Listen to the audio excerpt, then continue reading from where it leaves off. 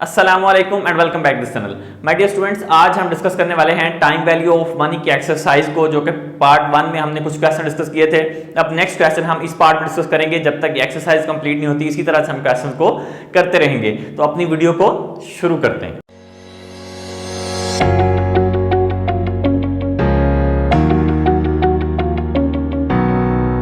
Question number 3 हमने कर लिया था। क्वेश्चन नंबर 4 करेंगे आज हम डिस्कस 5th चैप्टर का, जो कि टाइम वैल्यू ऑफ मनी की एक्सरसाइज है। ये इसमें हमने फ्यूचर वैल्यू को डिस्कस करना है। क्वेश्चन आपको आपकी स्क्रीन पर भी नजर आ रहा होगा, मैं पढ़ता हूं। For each of the cases shown in the following table calculate the future value of the single cash flow deposited today at the end of the deposit period if the interest is compounded annually at the rate specified। अगर जो interest rate है वो compounded annually हो तो आपने future value find out करनी है। Single cash flow आपको दिए गए हैं, किस तरह से फाइंड आउट करेंगे इन डिटेल तो हमने पहले ही डिस्कस किए हुए। जस्ट फोकस करेंगे क्वेश्चन को सॉल्व करने पे। तो क्वेश्चन नंबर हमारे पास है, क्वेश्चन नंबर 4 है मेरे पास, जो कि 5th चैप्टर का है टाइम वैल्यू ऑफ मनी का। इसमें हमारे पास केसेस गिवन है। केस ए सॉल्व करेंगे सबसे पहले हम, ठीक है। केस ए में हमारे पास सिंगल कैश फ्लो जो है, मैं यहाँ पे CF लिख देता हूँ। CF इज इक्वल्स टू 100 है हमारे पास। इंटरेस्ट रेट हमारे पास आए है जो वो है 5%, okay. Then deposit period N हमारे पास जो है वो है 20 ईयर्स। क्या फाइंड आउट करना है हमने? फ्यूचर वैल्यू फाइंड आउट करनी है, ओके। तो फ्यूचर वैल्यू का फॉर्मूला भी मैंने आपको बताया हुआ है। क्या फॉर्मूला होता है जी? सबसे पहले तो यहाँ पे डिस्कस कर लेते हैं। फ्यूचर वैल्यू फाइंड आउट करनी है, okay. Future value is equal to present value 1 plus r की पावर है n। ये हमारे पास जो है वो फॉर्मूला है फ्यूचर वैल्यू को फाइंड आउट करने का। Let's find out now. पहले भी हमने क्वेश्चन किए हैं इसके, लेकिन कोशिश हमारी ये है कि हम हर क्वेश्चन को करेंगे जो एक्सरसाइज के, ताकि आपको कंफ्यूजन रहे ही ना कोई, ठीक है। तो प्रेजेंट वैल्यू हमारे पास कितनी है? ये कैश फ्लो जो है, सिंगल कैश फ्लो, यही हमारे पास प्रेजेंट वैल्यू है। ये कितनी है? 200। 1 प्लस आर हमारे पास, या आई लिख लें, आर लिख लें, सेम एज दैट। 5% है तो 0.05 100 पे डिवाइड करके हमेशा लिखते होते हैं। एन हमारे पास कितना है? 20 ईयर्स, तो यहाँ पे आ गया 20, ठीक है। हम फैक्टर टेबल से नहीं कर रहे क्वेश्चन, हम कैलकुलेटर की मदद से कर रहे हैं। आप फैक्टर टेबल से भी कर सकते हैं। फैक्टर टेबल में तो बहुत इजी है, ठीक है। आपने इस अमाउंट को, जो ये 20 ईयर्स और 5% और 20 ईयर्स की लाइन में जाके आपने 5% और 20 वाले लाइन में जाके उसको एग्जैक्टली जो है वो आपने फाइंड आउट कर लेना होता है। इतना इंटरेस्ट रेट हमारे पास आ रहा है, तो वो बहुत सिंपल है, ठीक है। हम जो है वो कैलकुलेटर की मदद से सॉल्व करेंगे। 200 आ गया, स्टेप बाय स्टेप करेंगे। ये आ जाएगा 1.05 की पावर 20, ठीक है। फ्यूचर वैल्यू 200, इसको अब हम सॉल्व कर लेते हैं। 1.05, इसके ऊपर वैल्यू है इसकी 20, जो कि आएगी 2.6532, ठीक है। अब हम इसको मल्टीप्लाई करेंगे 200 के साथ। 200 मल्टीप्लाई बाय 2.6532, ठीक है। ये आ रही है 530.64। ये हमारे पास क्या आ रही है? Future value. इसको 531 भी कर ले राउंड अबाउट करके।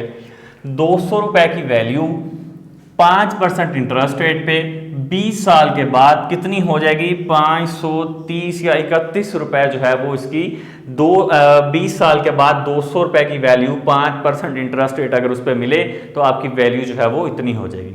ये हमने फाइंड आउट करना है, फ्यूचर वैल्यूज को हम कहते हैं, ठीक है। सिंपल, आपने इसी तरह से क्वेश्चन करना है। ये केस ए हो गया है। अब हम बात करते हैं केस बी की। यहाँ पे हम लिखेंगे केस बी, ठीक है। केस बी में हमारे पास है सिंगल कैश फ्लो। CF हमें गिवन है वो है जी 4500 रुपए का, ठीक है। 4500 का आप क्वेश्चन में देख सकते हैं, ठीक है। और इंटरेस्ट रेट आपको जो गिवन है वो है 8%, ठीक है, ओके। नेक्स्ट हमारे पास डिपॉजिट पीरियड जो है वो है N जो है वो है 7 ईयर्स। तो फ्यूचर वैल्यू हमने फाइंड आउट करनी है, तो हम इसको यहाँ पे फाइंड आउट कर लेते हैं, ठीक है। इसी तरह से future value is equal to क्या आ जाएगा? 4500 प्रेजेंट वैल्यू इंटू 1 प्लस आए है हमारे पास 8%, तो ये कितना आ जाएगा? 0.08। पावर कितनी आ जाएगी? जो कि है हमारे पास 7 ईयर्स, ठीक है। इस तरह से फिर then future value is equal to, अब इसको प्लस करेंगे 4500, इसको प्लस करेंगे तो कितना आ जाएगा? 1.08 आ जाएगा। 1.08 की वैल्यू ले लेते हैं हम, ठीक है। आपने स्टेप बाय स्टेप ही करना है, जो कि है 7, ठीक है, ये आ जाएगी 1.7138, राइट।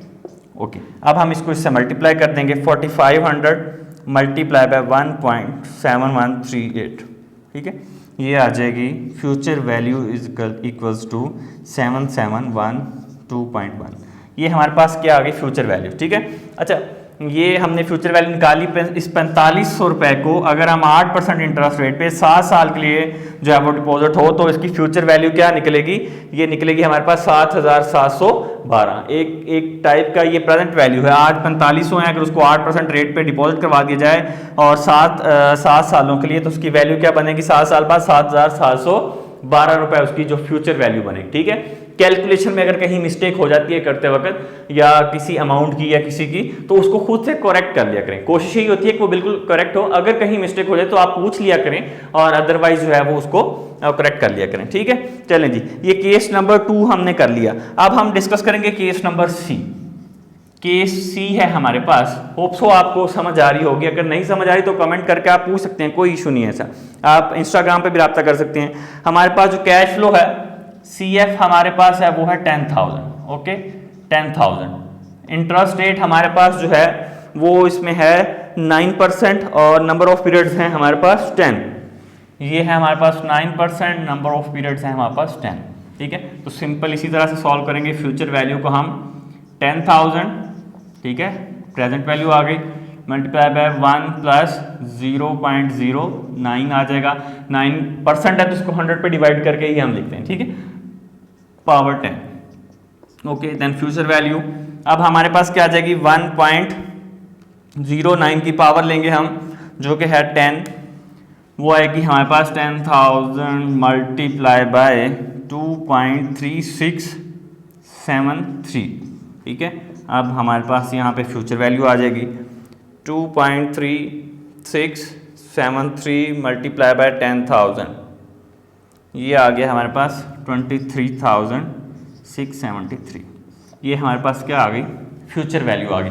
अगर 10,000 रुपए को 9% इंटरेस्ट रेट पे 10 साल के लिए डिपॉजिट करवाएं तो हमारी फ्यूचर वैल्यू क्या बनेगी, 23,673 रुपए बनेगी, ठीक है।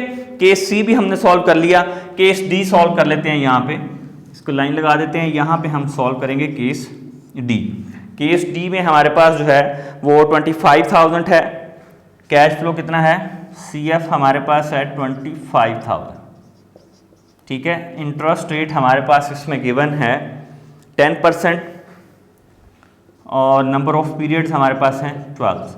तो सेम उसी तरह से सॉल्व करेंगे। Future value is equals to 25,000। यहाँ पे हमारे पास आ जाएगा 25,001 प्लस 0.1 की पावर 12, ठीक है। फ्यूचर वैल्यू अब हम इसको सॉल्व करते हैं। 1.1 की पावर आ जाएगी हमारे पास 12, जो कि आएगी 3.25,000 मल्टीप्लाई बाय 3.1384, ठीक है। इसको हम अब इसके साथ मल्टीप्लाई कर देते हैं 25,000 से, 3.1384, ये आ जाएगा 78,460। ये मेरे पास क्या आ गई, फ्यूचर वैल्यू आ गई। तो क्या फाइंड आउट किया, अगर 25,000 को 10% इंटरेस्ट रेट पे 12 साल के लिए डिपॉजिट करवाएं तो हमारे पास फ्यूचर वैल्यू क्या बनेगी, 78,460 रुपीज़ जो है वो हमारे पास फ्यूचर वैल्यू बन जाएगी। अब इसके अंदर हमने सॉल्व कर लिया केस डी को। ई और एफ रह गए हैं, सेम इसी तरह से करने, वो तो ऑब्वियसली आप कर ही लेंगे खुद, ठीक है। तो आप इसको नोट करें, मैं फिर आपको नेक्स्ट क्वेश्चन करवाता हूँ इसका। अब हम नेक्स्ट क्वेश्चन डिस्कस कर लेते हैं। क्वेश्चन नंबर 5 है मेरे पास, आपको भी नजर आ रहा होगा, जो कि है टाइम वैल्यू से रिलेटेड। वो है you have $1,500 to invest today at 7% interest compounded annually. वो कह रहा है कि आपके पास 1,500 रुपए हैं जो इन्वेस्ट करने के लिए हैं और 7% इंटरेस्ट रेट पे हैं। Find how much you will have accumulated in the account at the end of number 1 3 year, 6 year और 9 ईयर। आपने फाइंड आउट करना है कि 3 साल के बाद, 6 साल के बाद और 9 साल के बाद आप कितने पैसे अकामुलेट कर लोगे, ठीक है। और उसके बाद फिर फाइंडिंग बी भी है और फिर सी भी है। तो सबसे पहले हम जो है वो इसकी कुछ चीज़ें जो है वो लिख लेते हैं। You have $1,500। पहली बात तो ये कि बच्चे कंफ्यूज यहाँ पे होते हैं, उनको ये समझ नहीं आ रहा होता कि हम क्वेश्चन वाले स्टेटमेंट वाले क्वेश्चन में ये फाइंड आउट कैसे करें कि इसमें प्रेजेंट वैल्यू फाइंड आउट करनी है। या फ्यूचर वैल्यू फाइंड आउट करनी है। तो सबसे पहले तो आप क्वेश्चन को बड़े गौर से अंडरस्टैंड करें। उसने लिखा है कि यू हैव $1500 टू इन्वेस्ट, आपके पास 1500 रुपए हैं जो आप इन्वेस्ट कर सकते हो। तो ऑब्वियसली इन्वेस्ट जब आपने करने हैं तो आपके पास हैं, इसका मतलब वो प्रेजेंट वैल्यू है, आपके पास कैश मौजूद है आपके पास, तो ही इन्वेस्ट करोगे ना।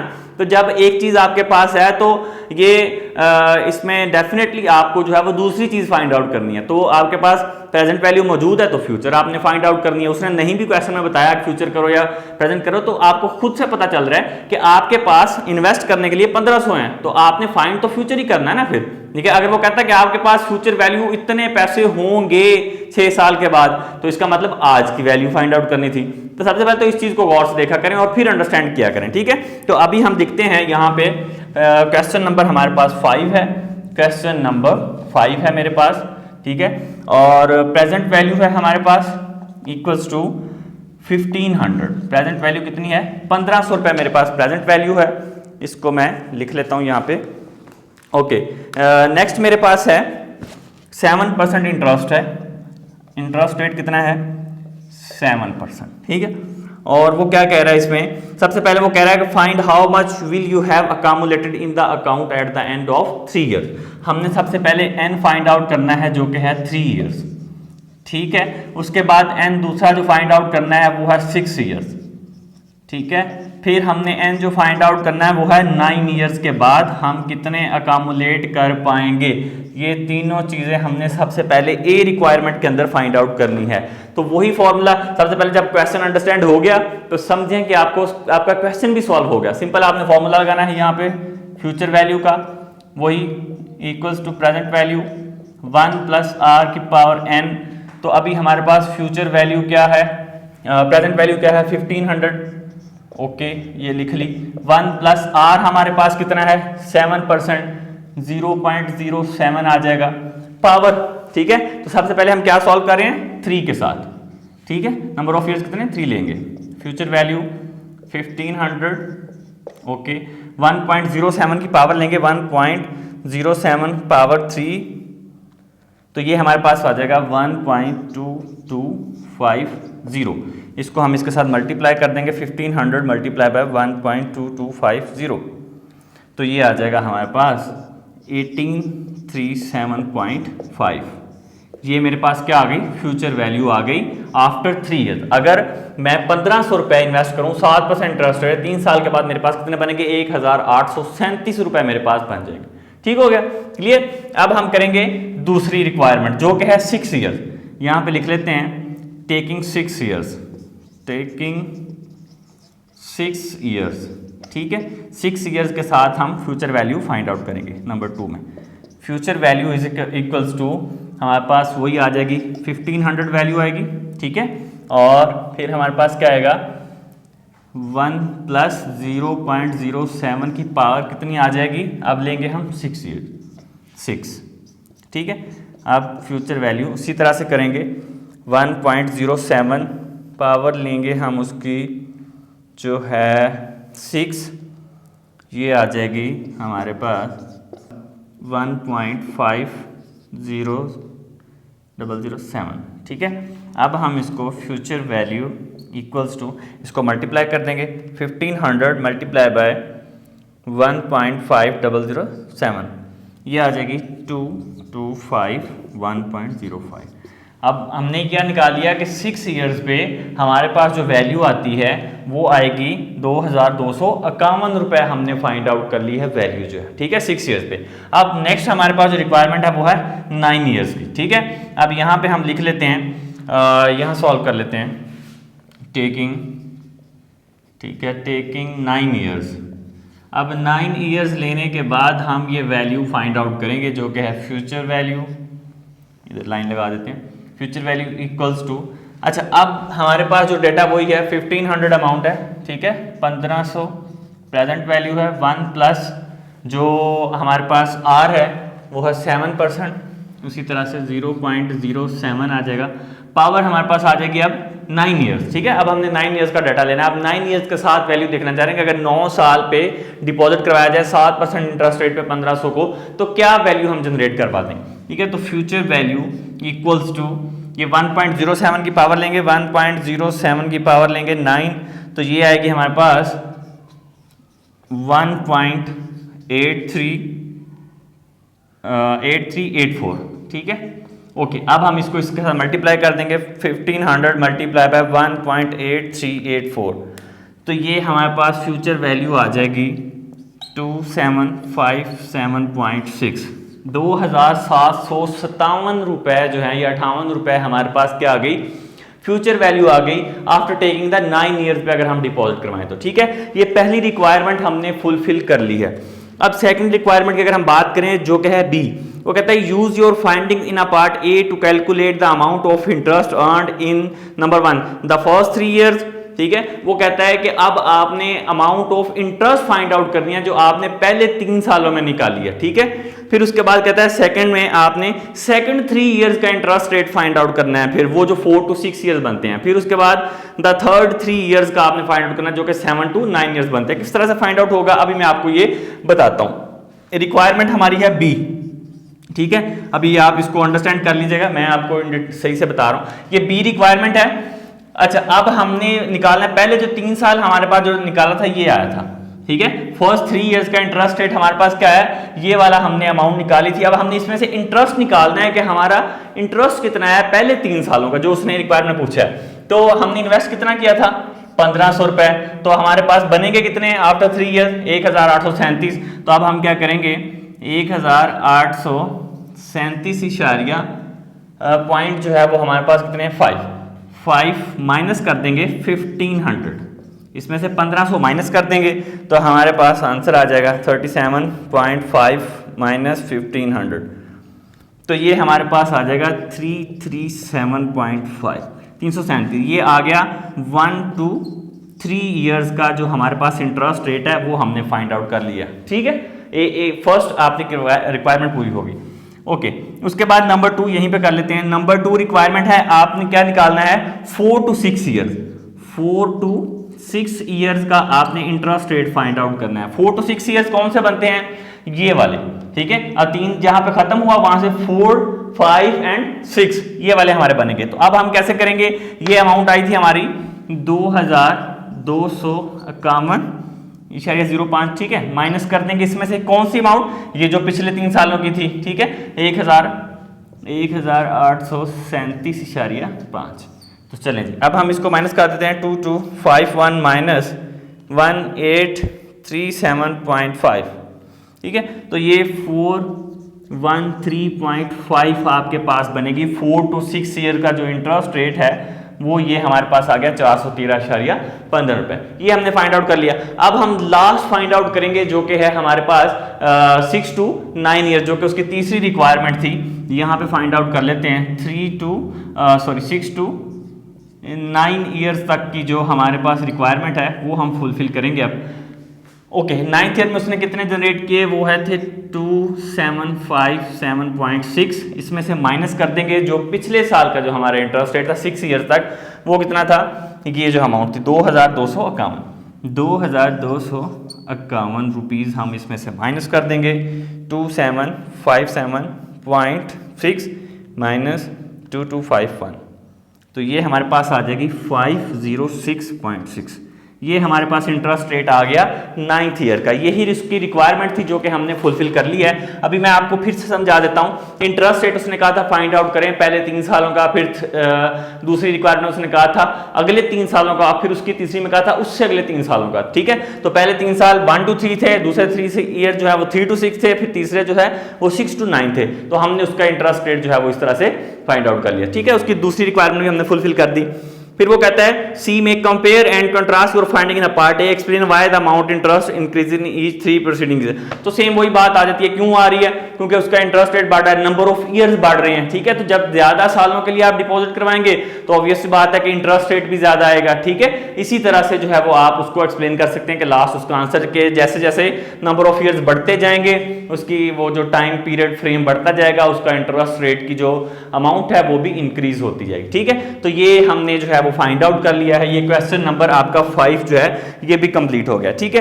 अब आप इस क्वेश्चन को नोट करें, इसको लिखें। अब वीडियो अच्छी लगी हो तो इसको लाइक कीजिएगा, चैनल को शेयर किया करें, ज़्यादा से ज़्यादा वीडियो को लाइक किया करें, कमेंट किया करें और इंस्टाग्राम पे भी हमसे रब्ता किया करें, हमसे पूछा करें, अगर आपकी कोई सजेशन है तो हमें बताया करें। तो ये आप क्वेश्चन को नोट कीजिएगा। नेक्स्ट वीडियो के अंदर हम इससे नेक्स्ट पार्ट के जो क्वेश्चन है वो करेंगे, सारी एक्सरसाइज करेंगे लेकिन कुछ कुछ पार्ट्स के अंदर करेंगे ताकि जो है वो बहुत इन डिटेल भी ना हो, जिसको जो क्वेश्चन चाहिए वो इजीली उसको फाइंड आउट कर ले। तो मिलते हैं नेक्स्ट वीडियो में, तब तक के लिए अल्लाह हाफिज़।